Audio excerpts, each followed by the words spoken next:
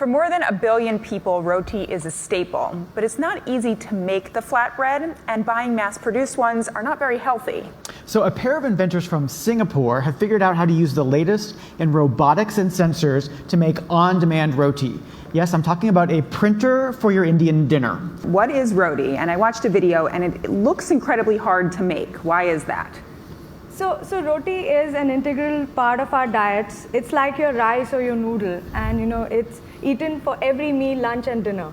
And the process of making a flatbread is quite complex. So how did you guys get the process of making a roti down to about a minute? What's the technology here?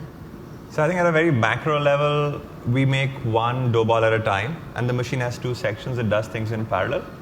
And there are 4 main stages of roti making that Pranati will take us through. Basically puts the flour and water into the container. It starts kneading it. So roti making is not just a science, it's also a lot of art in it, because when you're mixing flour and water together, you will never know what's the right consistency. Right. There's algorithm that runs in the background that makes sure that it's always consistent. And if it is not, then it autocorrects while it's making the dough ball. So you've replaced your mother's recipe with an algorithm. Yeah, we try very hard, absolutely. Then it moves to a pressing system where it then uses 200 kilograms of force to press it into a nice round flat disc. You want to make sure your finger doesn't get stuck in there. That's really, really thin. A 1.5 millimeter thickness, even pressing happens.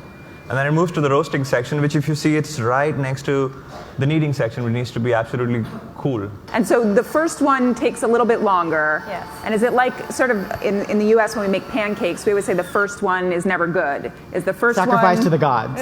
Is the first one going to be as good as the rest? According to Indian tradition, the first one is for the cow. Okay. Right. It's got 15 sensors.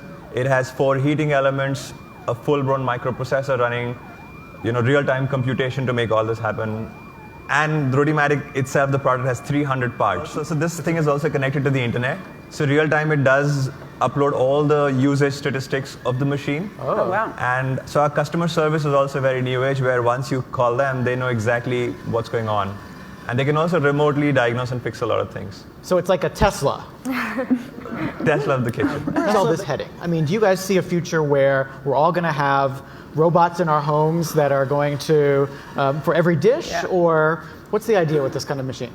Technology has evolved enough, if you look at self-driving cars or drones, to bring that automation in a small way in the kitchen, where you have a group of devices which are working together to give you a meal. This is going to extend itself to other kinds of flatbreads in the near future, thin crust pizzas as well.